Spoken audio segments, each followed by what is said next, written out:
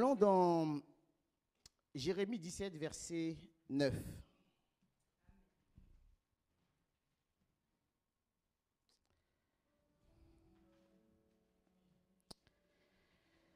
Qu'est-ce que la Bible dit?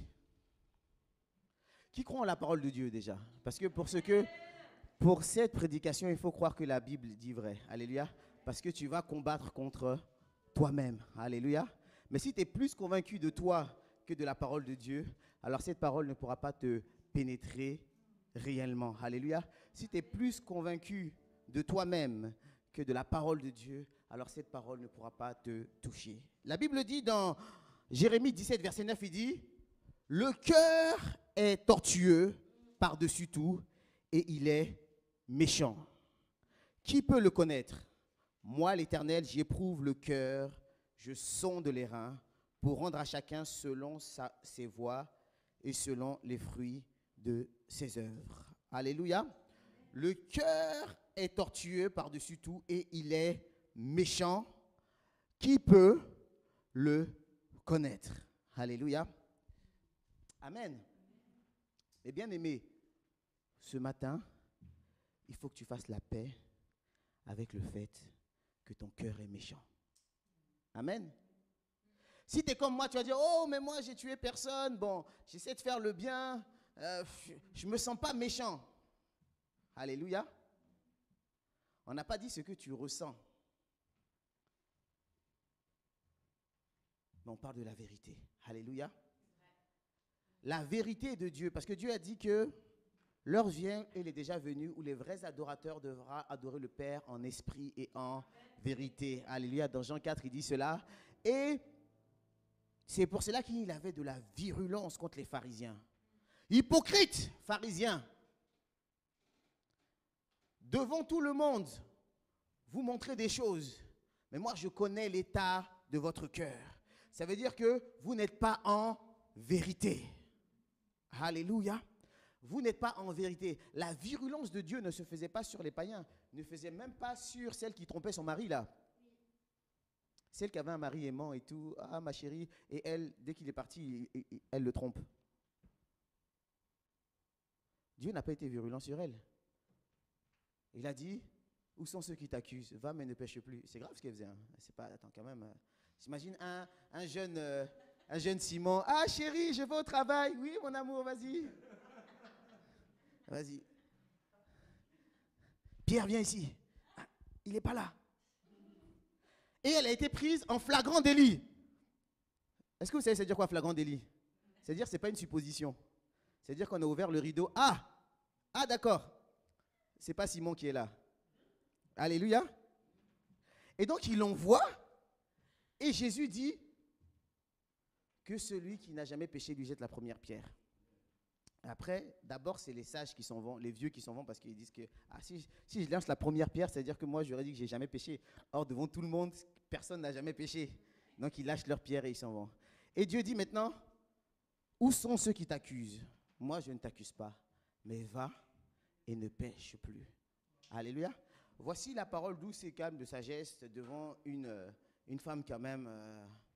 je ne sais pas dans quelle loi, dans quel pays, c'est une bonne chose de faire ça, vous voyez ce que je veux dire? C'est pas une femme adultère, c'est quelque chose de compliqué, vous voyez ce que je veux dire? Mais, oui, non, c'est pas, faut dire la vérité, si vous voulez la vérité, c'est pas, elle n'est pas quelqu'un, c'est pas quelqu'un de bien dans son essence, vous voyez ce que je veux dire? C'est pas quelqu'un de bien, la femme qui était là, vous voyez ce que je veux dire? Elle a trouvé quelque chose, elle a suivi peut-être ses émotions, des sentiments plus que son alliance qu'elle avait. Or Dieu, c'est un Dieu d'alliance. Amen. Amen, amen. Mais on ne doit pas l'accabler parce qu'aujourd'hui, chacun aura pour son grade. Alléluia. Le cœur de l'homme est méchant, il faut le réaliser. Le cœur de l'homme est méchant. Amen. Par rapport à la femme, il était tranquille et tout. Mais quand il s'agissait des pharisiens, c'est-à-dire les bons chrétiens de l'époque, amen, les pharisiens, il était sévère. Hypocrite, pharisien. Mais toi, la femme qui tu fais ça, mais nous, tu es aussi dur avec nous? Il dit non. Oui, je suis aussi dur avec vous parce que justement, c'est le cœur que je vois. Alléluia. Et vous qui devez être l'exemple, moi je veux que vous marchiez en esprit et en vérité. Alléluia. Peut-être que oui, vous faites tout ce qu'il y a à faire. Peut-être que vous aidez le malade et l'orphelin. Peut-être que vous faites tout ce que les commandements de Dieu. Mais votre cœur pense autrement. Votre cœur a des projets, a des ambitions. Alléluia. Amen. Le cœur de l'homme, notre cœur est méchant. Amen. Ton cœur est méchant. C'est la Bible qui le dit. Alléluia. Ton cœur est méchant et est tortueux. Il est méchant et tortueux. Mon cœur est méchant et tortueux. Alléluia. Vous savez, au début, quand je lisais ce verset, je n'aimais pas. Parce que j'ai dit, le cœur de l'homme est méchant. J'ai dit, Seigneur, moi je ne suis pas méchant. Mais tant que je n'avais pas réalisé la méchanceté de mon cœur, le Seigneur ne pouvait pas opérer dans mon cœur. Alléluia. Pendant longtemps, j'ai boudé ce verset parce que j'ai dit, je ne me sens pas méchant. Mais après, j'ai réalisé, j'ai dit, tu crois plus à tes convictions ou à la parole de Dieu? Alléluia. Tu crois plus en toi-même ou tu crois en la parole de Dieu? Amen. Amen. Parce que la parole de Dieu, c'est notre modèle. Et si tu crois en la parole de Dieu, sache que ton cœur est méchant. Amen. Le cœur de l'homme est méchant. Amen. Et c'est une fois qu'on l'a réalisé que le Seigneur peut intervenir. Amen. C'est une fois que tu as réalisé cela dans ta vie, c'est une fois que tu as réalisé cela dans tes pensées, c'est une fois que tu as réalisé cela à l'intérieur de toi-même que l'Éternel peut faire un travail en toi. Amen. C'est une fois que j'ai accepté, j'ai dit oui Seigneur, mon cœur est méchant. Oui, mon cœur est tortueux. Oui, je ne pense pas les bonnes choses, Seigneur. Viens dans ma vie. Alléluia. Alléluia. Alors la Bible dit quoi? L'humilité précède la gloire. Il n'y a rien de plus humble que de savoir et de réaliser que ton cœur est méchant. Alléluia. Même si tu es toute mimi et tout, content de voir. Je dis, elle est toute mimi, elle est tout bien. Mais ton cœur est méchant. Et ton cœur est tortueux. Alléluia. Et parfois, c'est la société ou c'est les codes sociaux qui font que tu n'oses pas certaines choses. Tu dis, dans ce code-là social, il ne faut pas que je puisse crier, il ne faut pas que je puisse gifler. Et donc tu dis, je serai mal vu si je le fais. Mais ce n'est pas dire que ton cœur n'y a pas pensé fortement. Alléluia. Amen. Tu dis, je serai mal vu si cet homme qui est là, je lui parle de toutes les manières. Mais bon, dans le code social, ce n'est pas bon. Mais ton cœur, il y a pensé fortement. Alléluia. Si tu étais libre vraiment de tes actions, on verrait que le cœur de l'homme est méchant. Amen. Ce n'est pas pour rien que la corruption est rentrée, une fois que le péché est rentré dans l'homme, la corruption a fait de tel qu'il n'y avait plus personne qui servait Dieu, plus personne qui était bon en fait, excepté Noé et sa famille. Alléluia. Vous savez, sur tout le monde entier, il n'y avait plus personne qui était bon et qui honorait l'Éternel excepté Noé. Et donc Dieu a dit, je vais en finir avec tout ça. Alléluia. Parce que eux là, il n'y a plus rien à ramasser. Amen. C'est-à-dire que eux, peut-être que le code de société ne les empêchait pas. Vous savez, les choses changent. Dieu a eu un impact sur l'Europe et sur le monde qui fait qu'on a un code judéo-chrétien. Qu'on le veuille ou pas, hein, la constitution est judéo-chrétienne. Le fait d'avoir une seule femme, le fait de ne pas voler, le fait de ne pas c'est des codes judéo-chrétiens. Et c'est ça et pour nous, c'est notre morale. Notre code de moralité est judéo-chrétienne. Donc, c'est-à-dire que la Bible a eu un impact dessus. Mais à l'époque où il n'y avait pas de moralité judéo-chrétienne, c'est l'anarchie. C'est-à-dire que chacun pouvait donner libre recours à ce qui était dans son cœur. Or, le cœur de l'homme est méchant. Alléluia. Chacun pouvait donner libre recours à ce qui était au fond de son cœur. Or, le cœur de l'homme est méchant. Et donc c'est pour ça que le Seigneur dit, il n'y a plus rien à récupérer là. Excepté Noé. Avec Noé, je ferai quelque chose de nouveau. Alléluia. Amen. J'aimerais que tu juste fermes les yeux un petit moment avant que je continue. Et tu dis, Seigneur, j'accepte que mon cœur est méchant. Seigneur, j'accepte que mon cœur est méchant.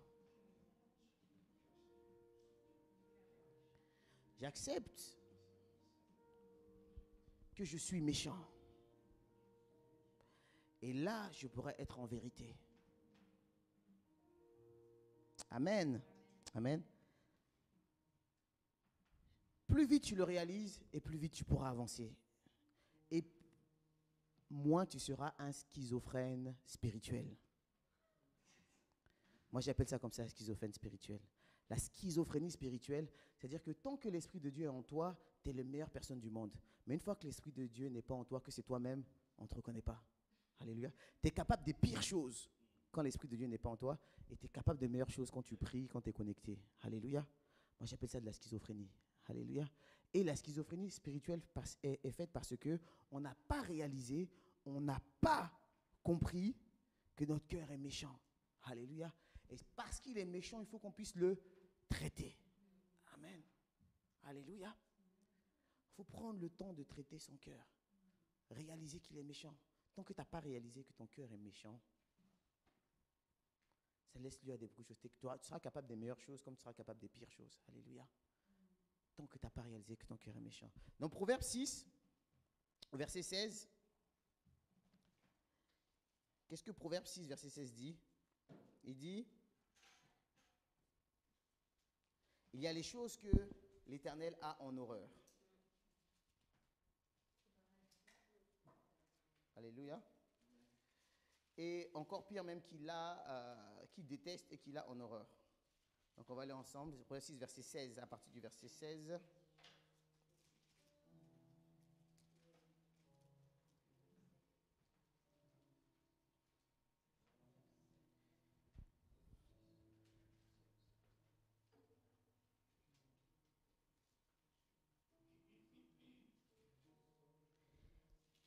Il y a 6 choses que est l'Éternel. Mais j'aimerais d'abord qu'on puisse lire le verset 12 et puis que tu dis, Seigneur, je me reconnais dedans. Amen. Sois pas fort. C'est dur ce qu'il va dire, verset 12, mais dis, Seigneur, je me reconnais dedans. Alléluia. Amen. Je veux voir des courageux qui lèvent la main et disent, Amen, je me reconnais dedans. Amen, quand je vais parler. L'homme pervers, l'homme inique, marche la fausseté dans la bouche. Amen. Je me reconnais dedans. Amen. Il cligne des yeux et parle du pied. Fait des signes avec les doigts. La perversité est dans son cœur. Amen, je me reconnais dedans. Alléluia. Il médite le mal en tout temps. Il excite des querelles. Aussi sa ruine arrivera-t-elle subitement et sera brisée d'un coup et sans remède. Verset 16. Il y a 6 choses que est l'Éternel, et même 7 qu'il a en horreur. Les yeux hautains, la langue menteuse, les mains qui répandent le sang innocent, le cœur qui médite des projets iniques. Vous savez, le cœur qui médite des projets iniques, parfois, tu n'as rien fait, hein, mais rien que de penser le mal que tu vas faire à ton patron ou à celui qui t'a énervé, tu es satisfait. Ça fait du bien. Bonjour patron, c'est bon, dans ma tête tout a été fait. J'ai pas besoin, dans les codes sociaux, je ne vais rien te faire, d'accord? Ou bien bonjour mon frère, il n'y a pas de souci. Je me suis satisfait. Alléluia.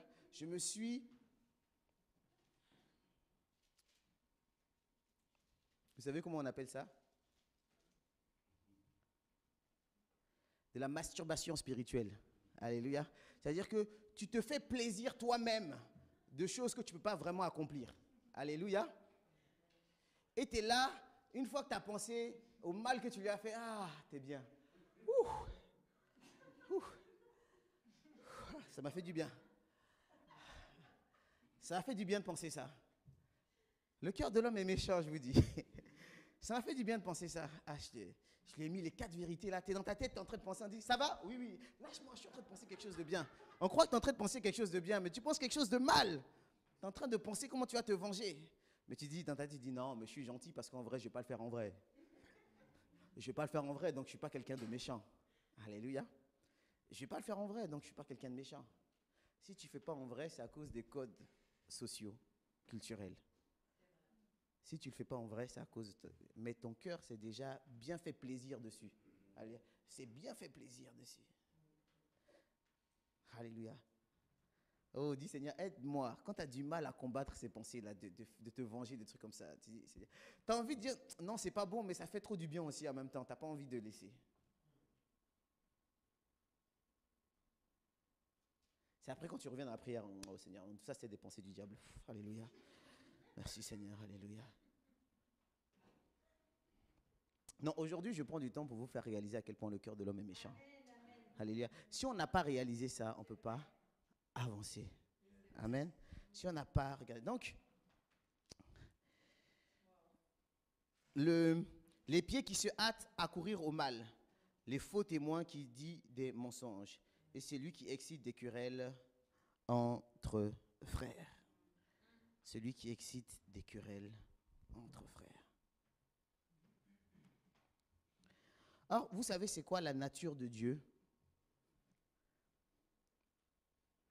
Et c'est pour ça qu'on a besoin de Dieu. C'est parce que Dieu est amour. Alléluia. Dieu est amour. C'est son essence même. L'amour est son essence. Et c'est pour cela qu'on a besoin de Dieu. Tant que tu ne réalises pas que ton cœur est méchant, tu ne réalises pas à quel point tu as besoin de Dieu. Alléluia. Tant que tu ne réalises pas que ton cœur est méchant, tu ne réalises pas à quel point tu as besoin. Tu as besoin de Dieu dans ta vie. Parce que pour toi, tu ne fais rien de mauvais. Pour toi, bon, peut-être j'ai pensé des choses, ok, mais c'est rien. Mais en fait, je ne suis pas quelqu'un de mauvais, en fait. Tant que ça, tu limites l'action de Dieu à l'intérieur de toi. Or, Dieu veut nous changer totalement de l'intérieur. Alléluia. Dieu veut nous changer totalement de l'intérieur. On a besoin de Dieu parce que Dieu est amour. Et ce n'est pas quelque chose d'inné en nous. Alléluia. Ce n'est pas quelque chose d'inné. Ce n'est pas quelque chose. C'est pour ça si on va dans 1 Jean 4.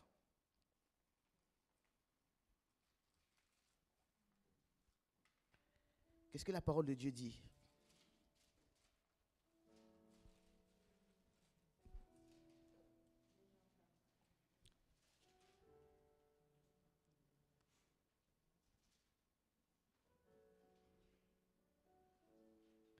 Pardon, 1 Jean 1, pardon, excusez-moi, mais je voulais à partir du verset... Après, on ira dans 1 Jean 4. Il dit, verset 5 d'abord, 1 Jean 1, verset 5. La nouvelle que nous avons apprise de lui et que nous vous annonçons, c'est que Dieu est lumière et qu'il n'y a point en lui de ténèbres. Si nous disons que nous sommes en communion avec lui et que nous marchions dans les ténèbres, nous mentons. Alléluia. Si on dit qu'on est en communion avec lui et que nous marchons dans les ténèbres, nous mentons.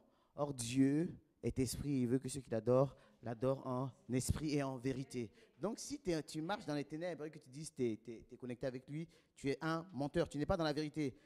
Et nous ne pratiquons pas la vérité. Mais si nous marchons dans la lumière, comme il est lui-même dans la lumière, nous sommes mutuellement en communion et le sang de Jésus-Christ, son Fils, nous purifie de tout péché. Alléluia. Ce qui est caché, ce qui n'est pas dans la lumière, le diable peut faire encore des actions. Mais ce qui est exposé, le diable ne peut plus rien faire. Expose ton cœur méchant devant le Seigneur au nom de Jésus-Christ. Alléluia. Expose, dis mon cœur est méchant. Alléluia. Expose-le. Si nous disons, verset 10, que nous n'avons pas péché, nous le faisons menteur et sa parole n'est point en nous. Alléluia. Si nous disons que non, on n'a pas péché, c'est qu'on fait du Seigneur un menteur. Alors ça veut dire qu'il n'est pas en nous. Alléluia. Parce que Dieu, c'est la vérité. Et il te dit, tu es méchant. Et tu as un cœur méchant. Amen. Là, maintenant, on peut aller dans 1 Jean 4, à partir du verset 20. Non, d'abord, verset 16. Il dit, je lis la parole du Seigneur, et nous avons connu l'amour que Dieu a pour nous. Et nous avons cru. Dieu est amour. Et celui qui demeure dans l'amour demeure en Dieu. Amen. Si tu demeures dans l'amour, alors tu demeures en Dieu. Et Dieu demeure en lui. Tel il est, tel nous sommes aussi dans ce monde. C'est en cela que l'amour est parfait en nous, afin que nous ayons de l'assurance au jour du jugement. Verset 18. La crainte n'est pas dans l'amour, mais l'amour parfait bannit la crainte. Car la crainte suppose un châtiment, et celui qui craint n'est pas parfait dans l'amour. Combien aiment Dieu, suivent Dieu à cause de la peur du châtiment? Alléluia. Je me rappelle un baptême. Il y en a un et tout, il est venu, il dit, et il était très clair dans son esprit, je l'ai beaucoup aimé. Il dit, si je me baptise aujourd'hui, c'est parce que je pense qu'il y a intérêt à suivre Dieu. Il dit, j'étais dans ma cuisine et tout, j'ai allumé le feu et j'ai essayé de mettre ma main dessus. J'ai dit, ça brûlait tellement. Je me dis, mais... Il s'est dit, mais... il dit, mais être dans l'éternité dans ce feu-là. Il dit, j'ai réfléchi en moi-même et j'ai dit, ça se trouve, c'est des bêtises la Bible, hein, mais s'il y a une seule chance sur 1000 que ce soit vrai, je préfère suivre. Il dit, même s'il y a une chance sur 1 million, je ne suis pas prêt à brûler comme ça. Je préfère suivre. Je préfère dire, tant pis, j'ai gâché ma vie, que de penser à me faire brûler. Il dit, j'ai mis ma main sur le feu, ça me brûlait. Et puis j'ai dit, mais c'est 1000 fois pire dans l'enfer. Ah non. Elle a dit, même si la Bible, c'est des bêtises, et qu'il n'y a qu'une chance sur 1 million que ce soit vrai, je ne prends pas le risque. Alléluia. Mais bien sûr, après le Seigneur, l'amour de Dieu l'a touché dans son cœur, mais il a été honnête sur sa démarche. C'est-à-dire que combien de gens ont peur? C'est par crainte qu'ils suivent le Seigneur. C'est par crainte qu'ils suivent Dieu. Alléluia. On dit que l'amour bannit la crainte. Tu peux commencer par crainte, mais l'amour après bannit la crainte. Car la crainte suppose un châtiment, et celui qui craint n'est pas parfait dans l'amour. Amen. C'est comme un enfant. Je ne sais pas pourquoi on dit qu'un enfant est bon. Un enfant est très méchant. Hein. Un enfant, il te teste, il voit tes limites. Alléluia. Il va te tester au maximum. L'enfant est très sauvage et très méchant. Et donc lui, il est tellement inconscient qu'au début, il a besoin de la crainte et du châtiment. Parce qu'il ne va rien faire par amour.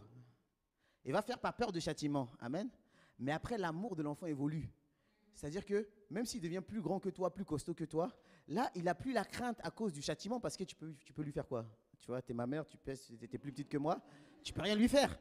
Mais il craint à cause de l'amour qu'il a. Alléluia. C'est-à-dire que l'amour de l'enfant même évolue de la crainte au véritable amour. Il ne craint plus parce que tu peux lui faire quelque chose, parce qu'il sait que toi-même à un certain âge, tu ne le frapperas plus, tu vois, non. Il a 20 ans, tu ne vas pas dire, donne-moi, mets-toi à genoux et je vais te frapper les fesses, tu vois, non. On part dans un autre délire. Donc, du coup,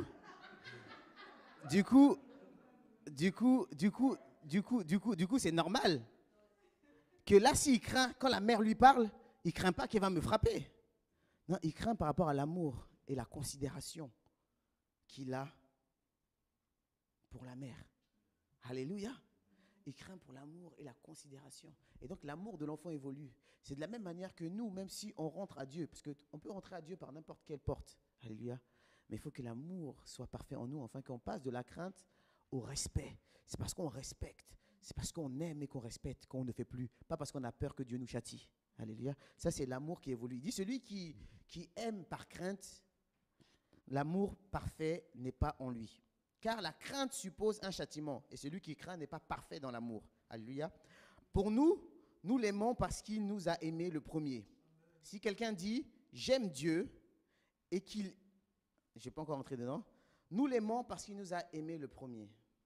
Et j'aimerais te dire ce matin, combien de personnes aiment l'amour de Dieu? C'est-à-dire qu'ils aiment de la manière dont Dieu les aime.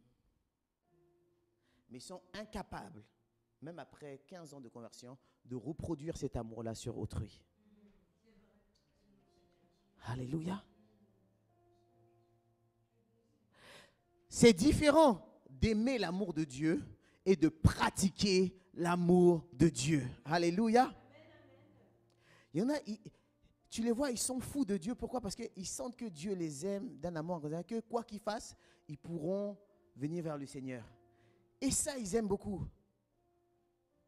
Mais toi, va leur faire quelque chose.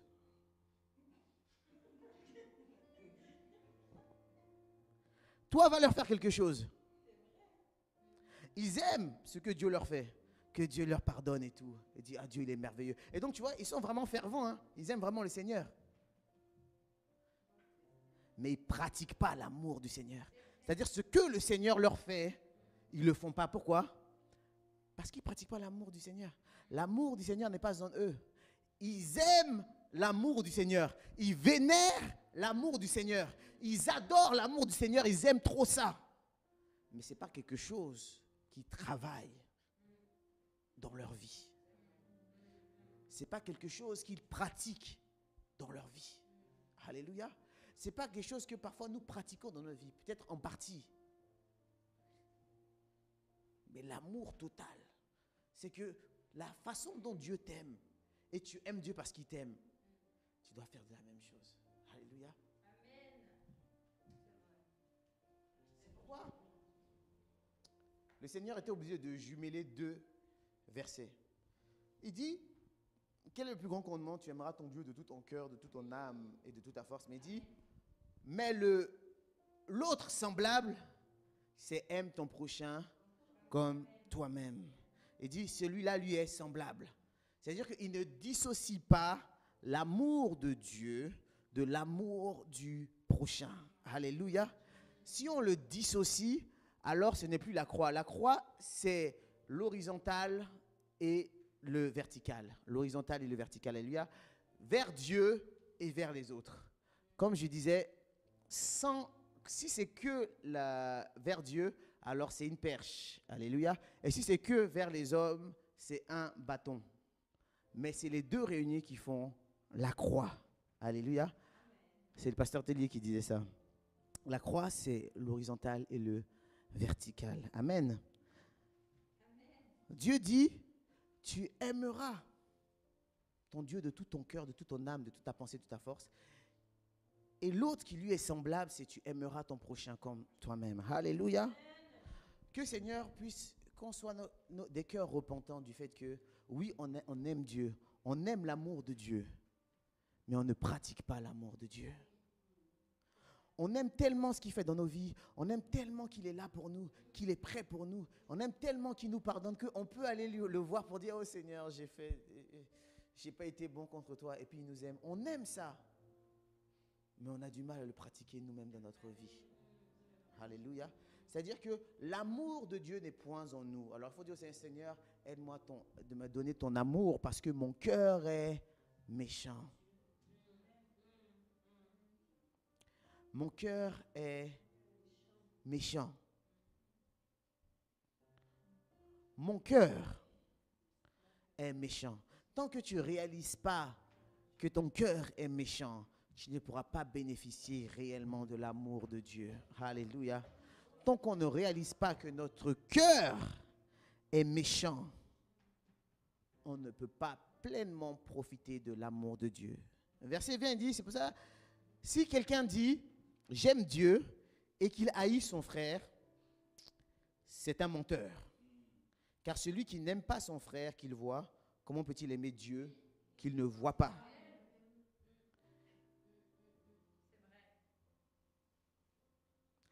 Vous savez, il y en a plein des gens qui ont un amour narcissique. C'est-à-dire, ils aiment le fait que tu l'aimes. Ils aiment ça. Quand ils sont avec un couple, le fait que tu les aimes, ils aiment ça. C'est ça qu'ils aiment en fait, que tu les aimes. Mais toi, ils ne t'aiment pas. Vous voyez? Parce qu'il est incapable de reproduire l'amour que tu lui donnes. Alléluia. Il est incapable de reproduire, il ou elle est incapable de reproduire l'amour. Mais par contre, l'amour que tu lui donnes, il aime ça. Et c'est pour ça qu'il est avec toi. Et c'est pour ça qu'elle est avec toi. Parce que l'amour que tu lui donnes, elle aime ça. Il aime ça. Et il dit non, je ne peux pas vivre sans toi parce que je t'aime trop. Et là, Jésus pourrait dire non. Et il y a des femmes qui qui réalisent ça ou des hommes qui se disent non, tu m'aimes pas. Tu m'aimes pas en fait. T'aimes juste le fait que je t'aime.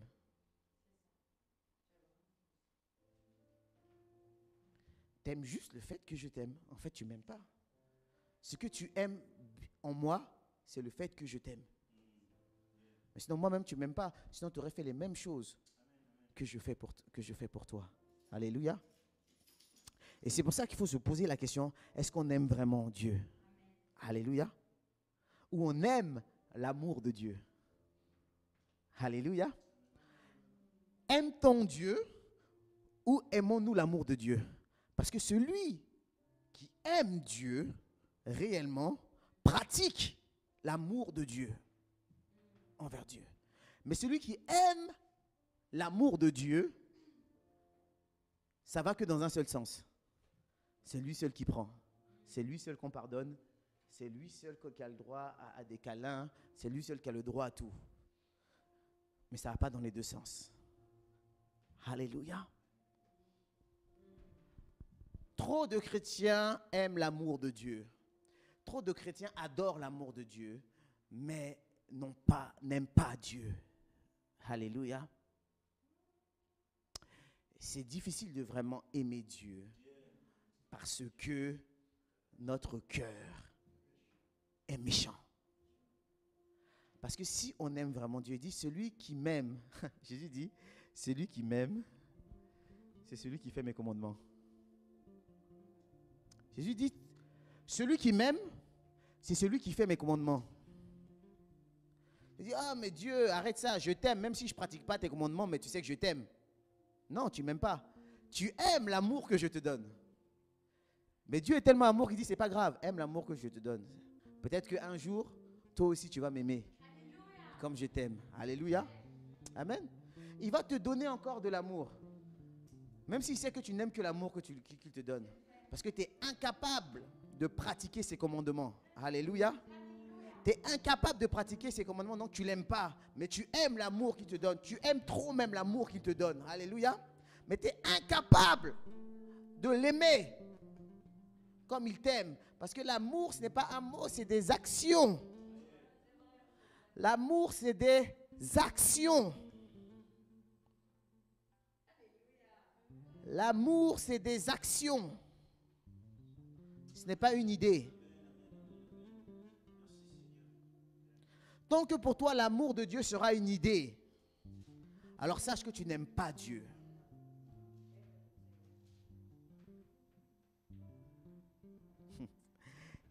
Et d'ailleurs même, qui dit idée, dit idéaliser, dit attente. Alléluia. Si pour toi l'amour c'est une idée, alors que ce soit même pour ton conjoint, et que Dieu nous pardonne, que ce soit pour ton conjoint, tu la regardes avec l'idée de l'amour que tu as, et tu dis, ça ne correspond pas du tout là, qu'est-ce qui se passe? Oula, qu'est-ce qui se passe? Vous voyez ce que je veux dire? C'est l'idée de l'amour que tu aimes. Alléluia. Tant que l'amour pour toi est une idée, alors tu ne pourras jamais vraiment aimer la personne. Amen. Tant que l'amour pour toi est une idée, tu ne pourras jamais aimer la personne. Et donc, tu vas idéaliser. Et comme tu idéalises, alors tu as des attentes. Et comme tu as des attentes, la personne ne va pas faire les attentes que tu veux. Et comme la personne ne fait pas les attentes que tu veux, alors tu dis, mais elle est méchante, elle est mauvaise. Elle ne fait pas les attentes que je veux. Alléluia. Amen. Parce que toi, tu aimes. Pour toi, l'amour, c'est une idée encore. C'est une idée. Mais quand tu vas convertir le fait que, ah non, l'amour, ce n'est pas une idée, l'amour, c'est des actions. Alors là, c'est différent, c'est toi qui fais. Tu ne regardes pas quelque chose, c'est toi qui fais seulement. Alléluia. C'est toi qui fais. Tu fais, tu fais, tu fais. Alléluia. Changeons, mes frères et mes sœurs. Changeons, soyons transformés par le renouvellement de l'intelligence afin de discerner quelle est la volonté de Dieu, ce qui est bon, agréable et parfait. Amen. Nous voulons bannir l'idée qu'on se fait de l'amour. Alléluia. Bannissons l'idée, mais pratiquons l'amour. Alléluia. Pratiquons l'amour. Alors c'est pour ça que c'est très clair dans la tête de Jésus. Il dit, celui qui m'aime, en fait, c'est celui qui fait mes commandements. C'est-à-dire, il pratique l'amour. Tout le reste, ils aiment l'idée de l'amour. Ils aiment le fait que je les aime. C'est tout. Ils aiment trop le fait que je les aime. Verset 20 dit, si quelqu'un dit j'aime Dieu et qu'il haït son frère, c'est un menteur. Car celui qui n'aime pas son frère qu'il voit, comment peut-il aimer Dieu qu'il ne voit pas? Ça veut dire en gros, celui qui ne fait pas des actions envers son frère, comment peut-il faire des actions envers Dieu qu'il ne voit pas? L'occasion de faire des actions t'est donnée envers ton frère et ta sœur. Alléluia. C'est l'occasion de faire des actions pour Dieu. Parce que devant Dieu, tu ne peux pas faire d'action. Tu ne le vois pas. Mais l'occasion de faire des actions par rapport à Dieu, c'est ton frère et ta sœur. Parce que il a donné le souffle de vie à chacun. Et donc, dans chaque personne, il y a une part de Dieu en lui. Alléluia. C'est pour ça qu'on dit, aime ton prochain comme toi-même. Sache que quand tu aimes ton prochain comme toi-même, c'est-à-dire que tu aimes tout le monde. C'est-à-dire que, et comme Dieu est dans tout le monde, c'est-à-dire que tu aimes Dieu en entier. Waouh. Alléluia. Alléluia. C'est-à-dire que tu aimes Dieu dans son entièreté. Alléluia. Waouh. Alléluia. Dieu, c'est 7,5 milliards de personnes. C'est ça Dieu. Alléluia. Alors c'est pour ça qu'il ne cite pas, il dit aime ton prochain comme toi-même. Celui que tu vois, tu l'aimes. Ton prochain, tu fais les actions qu'il faut pour cela. Alléluia. Qui rentre dans la profondeur du message? Alléluia. Qui rentre dans la profondeur du message? Et qui a réalisé que son cœur est méchant? Alléluia. Moi, je réalise que mon cœur est méchant. Mon cœur est méchant. Amen. La Bible dit vrai. Mais tant que tu dis non, tant que tu te voiles la face, tu ne seras pas en vérité. La Bible te traite de menteur. Alléluia. Il dit, et nous avons de lui ce commandement, que celui qui aime Dieu aime aussi son frère. Alléluia. Alléluia. Allons-y rapidement dans 1 Corinthiens 13.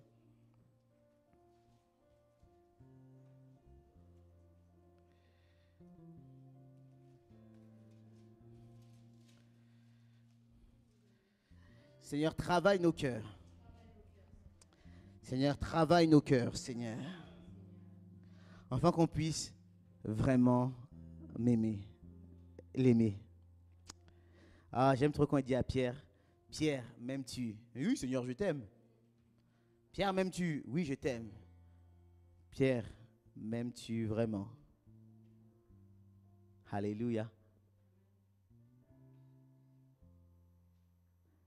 Et imagine-toi, Jésus devant toi, qui te dit, m'aimes-tu? Et toi, tu vas dire ta réponse automatique parce que tu aimes le fait qu'il t'aime. Donc, tu vas dire, oui, Seigneur, je t'aime. Alléluia. Il va te redemander une deuxième fois, m'aimes-tu? Et là, tu réalises que vraiment, ce que le Seigneur demande, c'est des actions. Si tu m'aimes, paie mon troupeau. M'aimes-tu? Oui, je t'aime. Alors, paie mes brebis. C'est des actions. Pierre, m'aimes-tu vraiment? Et là, la troisième fois, Pierre fut attristé que le Seigneur lui demandait une troisième fois encore. M'aimes-tu vraiment? As-tu vraiment une relation avec moi? Alléluia. On va prendre 1 Corinthiens d'abord 12. À partir du verset 1, il dit, pour tout ce qui concerne les dons spirituels, je ne veux pas, frères, que vous soyez dans l'ignorance.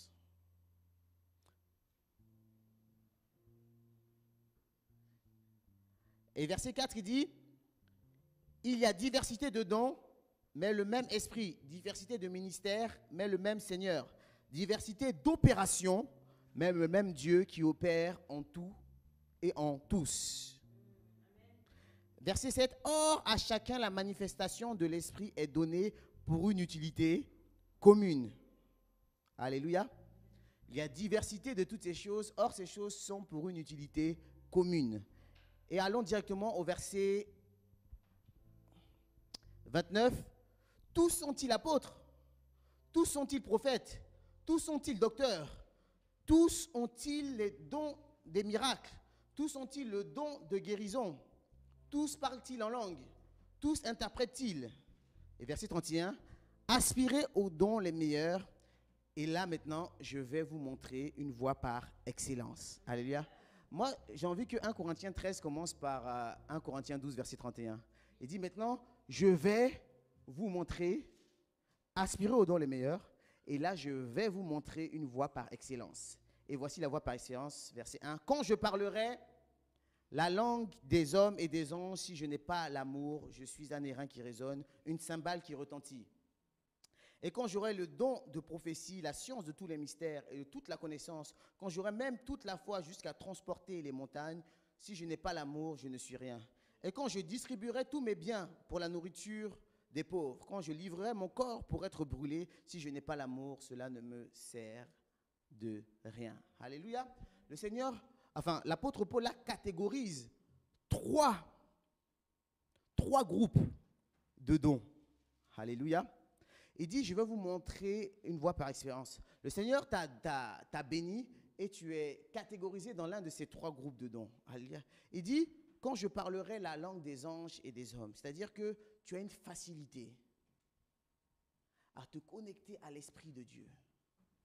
Et les langues sont faciles pour toi. Alléluia.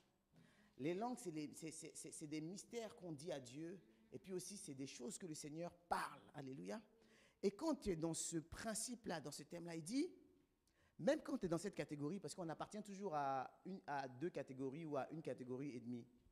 Il y a toujours une catégorie dans laquelle on est, mais on est un peu aussi dans une autre catégorie. Hein. Il y a la catégorie principale et puis ensuite là, il y a 3 catégories. Il dit, si on parle la langue des anges, il dit, mais si je n'ai pas l'amour, je suis un airain qui résonne, une cymbale qui retentit. Vous avez déjà pris une casserole et puis prendre un truc en ferraille et puis taper? Ça fait du bien ou pas? Non. C'est que du bruit. Hein. Il dit, je suis un airain qui résonne. Parce que dans ce que je fais, il n'y a pas l'amour de Dieu en moi. Et si je fais ça, alors ce qui devait être merveilleux, la langue des anges et des hommes, ça casse les oreilles. Alléluia. Ce qui devait être merveilleux, ça casse les oreilles. Parce que je ne le fais pas dans l'amour de Dieu. Et là, quand je le fais, au fond du cœur de beaucoup, on a envie de dire, oh, tais-toi, tu fatigues. Parce que tu es devenu un airain qui résonne. Alléluia. Ping, ping, ping, ping, ping, ping, ping. Personne ne supporte ça. Alléluia. Alors même si tu essaies d'être spirituel, non, forcément c'est en langue, donc forcément il y a quelque chose. Mais ça te fatigue, ça t'énerve en fait au fond de toi. Il y a quelque chose qui ne va pas. C'est devenu un airain qui résonne. Alléluia. Parce que tout ce qu'il fait, il ne fait pas dans l'amour. Amen. La deuxième catégorie. Et quand j'aurai le don de prophétie, la science de tous les mystères et toute la connaissance, quand j'aurai même toute la foi jusqu'à transporter les montagnes, si je n'ai pas l'amour, je ne suis rien. La deuxième catégorie, c'est les mystères spirituels. Il dit le don de prophétie, la science des mystères, les mystères cachés. Tu as même la connaissance, tu connais tout, des paroles de connaissance, tu as toutes ces choses-là. C'est-à-dire que tu as accès, tu es dans le deuxième groupe, tu as accès à des choses secrètes de Dieu. Amen. Normalement, on peut avoir l'impression que quand on a accès à des choses secrètes de Dieu, qu'on a de la valeur, n'est-ce pas? Mais Dieu te dit que si tu as accès aux choses secrètes de Dieu, mais que tu n'as pas l'amour, tu n'es rien.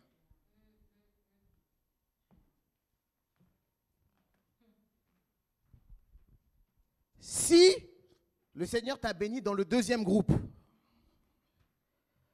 mais que quand tu le fais, il n'y a pas d'amour dedans, l'amour de Dieu, alors tu n'es rien. Oh, ne te vante pas, hein. Tu n'es rien. Devant Dieu, tu n'es rien. Si tout ça, il n'y a pas l'amour dedans de Dieu, tu n'es rien. Alléluia. Rien. Troisième catégorie. Et quand je distribuerai tous mes biens pour la nourriture des pauvres, quand je livrerai même mon corps pour être brûlé, si je n'ai pas l'amour, cela ne me sert à rien. Alléluia. La troisième catégorie, ça c'est le don de soi. C'est-à-dire qu'il y a des gens qui sont prêts. Tu ne sais pas pourquoi. Ils peuvent aller en Afrique, ils peuvent aller dans les pays pauvres, ils peuvent tout donner. Tu dis, mais il est comment cette personne-là? Il ne pense pas à lui? C'est aussi une autre catégorie de don. Alléluia. C'est le don de soi. C'est un don que le Seigneur lui a donné. Il est prêt à donner son corps pour être brûlé. Ça ne le dérange pas. Il n'a aucun souci des choses matérielles. Il n'a aucun souci des risques à prendre. Il n'a aucun souci. Parce qu'il est totalement dévoué. Ça, c'est la troisième catégorie de dons. Alléluia. Mais il dit, même si tu es dans cette troisième catégorie-là, ce que tu fais, ça ne sert à rien. Alléluia. Si tu es dans la troisième catégorie aussi, ce que tu fais, ça ne sert à rien.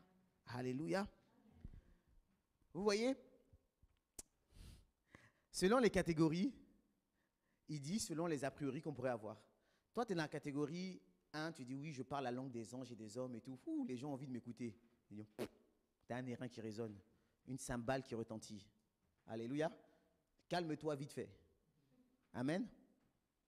Ou l'autre, il dit, oula, la deuxième catégorie, j'ai accès au mystère de Dieu et tout. Donc, je suis important. Tu n'es rien sans l'amour. Et si c'est la troisième catégorie, waouh, tout ce que j'ai fait tout ça, ça mérite des récompenses au moins. Ça ne sert à rien. Alléluia. Quelle que soit la catégorie dans laquelle tu es et que tu crois avoir comme bénédiction, sans l'amour de Dieu, soit c'est du bruit inutile, si tu penses que c'est parce que tu es doué dans la langue, dans les choses comme ça, soit c'est du bruit inutile. Si tu es dans la catégorie des secrets de Dieu, tu n'es pas important, tu ne sers à rien, tu ne sers à rien. Et si tu es dans la catégorie de quelqu'un qui est dévoué, alors dans ce cas-là aussi, tout ce que tu fais, ça ne sert à rien aussi. Tu n'es rien quand tu es dans le secret du Seigneur, tu n'es rien sans l'amour de Dieu. Et si tu es dans la catégorie aussi du fait de tout donner, tu ne sers à rien tout ce que tu fais. Alléluia. Ensuite, verset 4, l'amour est patient, il est plein de bonté, l'amour n'est pas envieux, l'amour ne se vante point, il ne s'enfle point d'orgueil, il ne fait rien de malhonnête, il ne cherche point son intérêt, il ne s'irrite point, il ne soupçonne point le mal, il ne se réjouit point de l'injustice, mais il se réjouit de la vérité, il excuse tout, il croit tout, il espère tout et il supporte tout. L'amour est patient. Donc ça veut dire que, quelle que soit dans la catégorie que tu es, tu dois user de patience. Alléluia. Et il est plein de bonté, quelle que soit dans la catégorie. C'est-à-dire que même si c'est difficile d'être plein de bonté, quand tu es dans la catégorie 2, par exemple, que tu as la connaissance de tous les mystères. C'est-à-dire que tu sais même des choses dans le profond du cœur des gens, mais malgré ça, tu dois être plein de bonté. Alléluia. C'est pas évident. C'est-à-dire si tu n'as pas ça, tu n'es rien. Vous voyez ce que je veux dire? C'est pas évident aussi. N'est point envieuse. Envieux, c'est-à-dire désirer ce que tu n'as pas. Tu peux être dans une catégorie et te dire, ah, mais la catégorie dans laquelle je suis, c'est pas intéressant, j'aimerais bien dans la catégorie des autres dons. Et là, tu es envieux. Ce n'est pas l'amour en toi. Alléluia. Amen. On ne doit pas être envieux. Amen. Et dit l'amour, il faut que même dans la catégorie, quelle que soit la catégorie dans laquelle tu dis, ah non, mais l'autre, sa catégorie, je trouve que c'est mieux. Tu es envieux. C'est-à-dire qu'il n'a pas l'amour de Dieu en toi. Amen. Ou bien, n'est point envieux, elle ne s'enfle point d'orgueil aussi. Ou bien, il y a l'autre aussi, s'enfler d'orgueil. C'est-à-dire, ah, la catégorie dans laquelle je suis, c'est le top du top. Vous voyez ce que je veux dire? Tu dévalorises les autres catégories parce que tu as l'impression que la catégorie dans laquelle tu es, c'est la meilleure. C'est-à-dire qu'il n'y a pas l'amour dedans. Alléluia. Pour ne ni être envieux, ni être orgueilleux de la catégorie, alors tu dois te dire que le Seigneur a mis chaque catégorie au même pied d'égalité. Alléluia. Il a mis chaque catégorie au même pied d'égalité. Et ça doit être comme ça dans ta tête. Tu ne dois pas te dire, ah, le mien c'est mieux ou le mien c'est moins bien.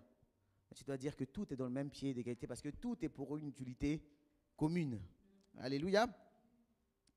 Elle ne fait rien de malhonnête.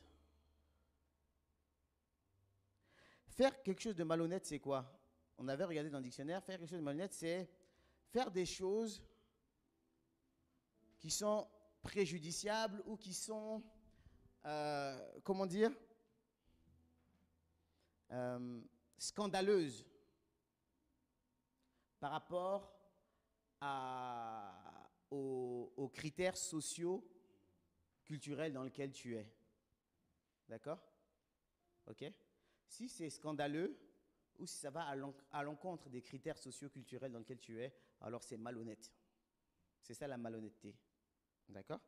Or, nos critères sont des critères ecclésiastiques, c'est-à-dire de l'Église, et non pas des critères qui sont séculières, c'est-à-dire du monde. Donc, c'est-à-dire nos critères sont encore plus grands, et nos critères, c'est la parole de Dieu. Sache que si tu ne respectes pas les choses qui sont mises en place, même si tu as la meilleure catégorie du monde, tu es malhonnête. Alléluia. Tu es malhonnête. Ensuite, il ne cherche point son intérêt.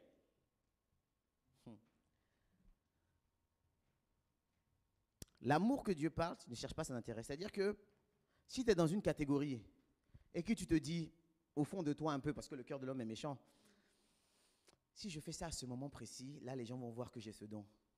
C'est que là c'est ton intérêt direct. Arrête tout de suite, parce que tu n'es plus dans l'amour de Dieu. Alléluia.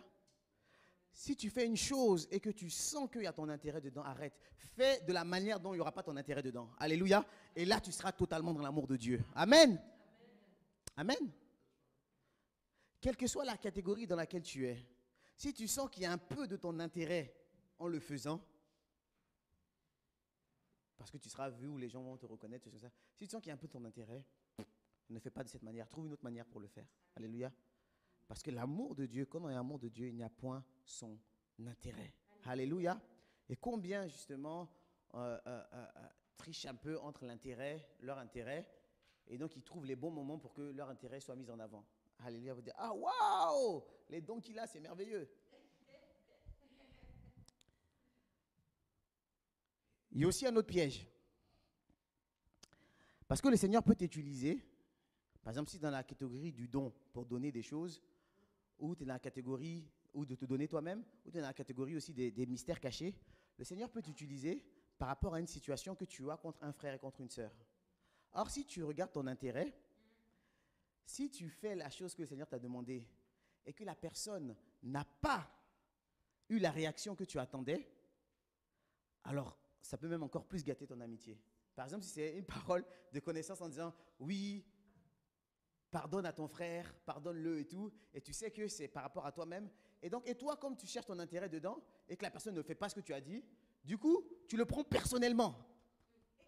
Ou bien le Seigneur dit « serre ton frère, tu vas voir ». Donc tu dis « ah, mais si je le serre, ça veut dire qu'il va mieux m'aimer et tout ça là ». Et donc tu le fais, et donc tu attends qu'il t'aime mieux, tu attends un intérêt. Et comme l'intérêt n'est pas donné, alors tu es encore plus fâché. Alléluia. C'est-à-dire que le fait de chercher ton intérêt est doublement dangereux. Parce que justement, Dieu veut faire une action dans sa vie. Et toi, comme il y a ton intérêt dans l'action qu'il veut faire dans sa vie, alors tu as des attentes. Alléluia. Tu as des attentes. Or, si tu n'as pas ton intérêt dedans, le Seigneur te dit de faire quelque chose, tu fais, il a écouté, il n'a pas écouté. Seigneur, j'ai fait ce que tu as à faire. Je ne suis pas porte-parole de Dieu, ou bien je ne suis pas son vengeur, ou bien son truc. Ça ne va pas me faire mal parce qu'il n'a pas écouté. C'est lui et Dieu. Je suis qu'un humble canal. Amen. Alléluia. Alléluia. Je ne vais pas prendre ça personnellement. Il prend ça personnellement parce que justement tu sens un intérêt dedans. Amen. Il ne s'irrite point. Ça c'est très explicite. Il ne soupçonne point le mal. Il se réjouit point de l'injustice. Amen. Comment? Attends, je vais dire le reste aussi. Il excuse tout, il croit tout, il espère tout. Il supporte tout. Amen. Comment est-ce qu'on peut excuser tout, supporter tout et croire tout, surtout quand tu es dans le domaine, la catégorie des mystères? Tu sais les choses, mais tu excuses tout, tu crois tout et tu supportes tout. Alléluia. Il y a comme un paradoxe, n'est-ce pas? C'est ça l'amour de Dieu. Alléluia. Tu es toujours dans l'espérance. Quand tu parles à quelqu'un avec de l'espérance, ou bien quand tu parles que c'est foutu, ça se voit. Quelle que soit la parole que Dieu t'a donnée, quelle que soit la parole que Dieu t'a donnée, quelle que soit l'action que tu fais. Tu vois, non, le gars, il dit, par exemple, je sais pas, le Seigneur veut que... Le Seigneur, il fait tout par amour. Par exemple, il veut que la sœur sorte du péché. C'est pas vrai, hein, mais voilà. Ok. Il veut qu'elle sorte de la pure fornication et tout. Hein. Et toi, tu reçois ça du Seigneur. Et là, comment tu réagis? Quand tu vas lui parler, on va savoir que pour toi-même, tu as déjà fait ton jugement, tout est abattu dans ta tête. Tu vois, non? Voilà.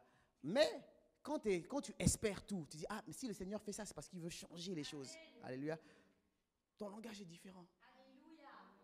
Ta manière est différente parce que tu espères tout, tu crois tout. Et tu supportes tout. Amen.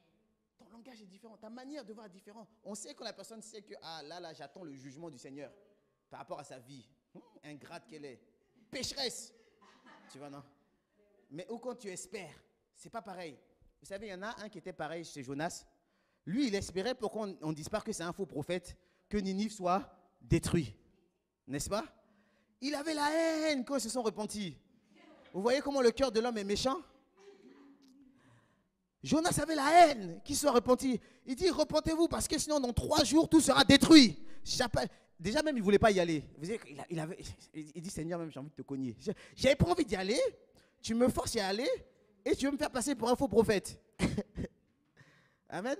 Il ne voulait pas y aller déjà. Dieu le force, il y va. Il dit, repentez-vous si vous êtes détruits. Et donc, il attendait la destruction.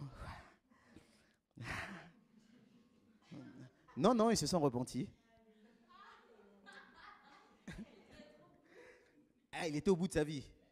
Pour de vrai, il était vraiment beau. Il était énervé, il était en colère. Il dit, pourquoi tu ne les as pas fait périr? Il dit, mais Jonas, tu me vois comment? Enfin, moi, si je fais ces menaces-là, c'est pour qu'ils puissent se repentir. Ils se sont repentis. Je ne vais pas les détruire. Ouais, je vais passer pour un faux prophète. Le cœur de l'homme est méchant. Alléluia. Au lieu de se réjouir que ça n'a pas été détruit, alléluia, parce que c'est quelque chose qui le pénètre dans son cœur, tu vois, ça n'a pas été détruit, alléluia. Mais non, lui, il est fâché parce que ça n'a pas été détruit, parce que des milliers de vies n'ont pas péri, il n'est pas content. Le cœur de l'homme est méchant. Jonas n'était pas content, le prophète Jonas n'était pas content parce que des milliers de vies ont été sauvées. Oh non, ils ont été tous sauvés. C'est zut. Ils se sont repentis. C'était mieux si des enfants mouraient, des enfants de 3 ans mouraient tous, 4 ans ils mouraient tous, c'était mieux. Au moins on saurait que je suis un vrai prophète.